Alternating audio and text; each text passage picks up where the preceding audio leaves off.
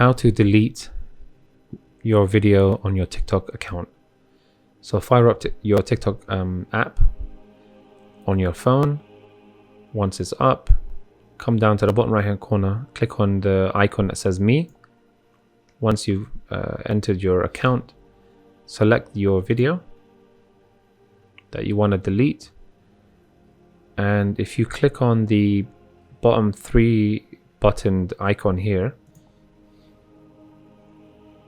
you'll see this window pop up, and then on the far right hand corner you'll see the delete icon. You want to click on that.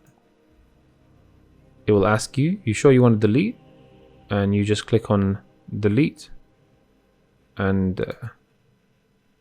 you've deleted your video. So it's been deleted permanently and you can't bring it back again.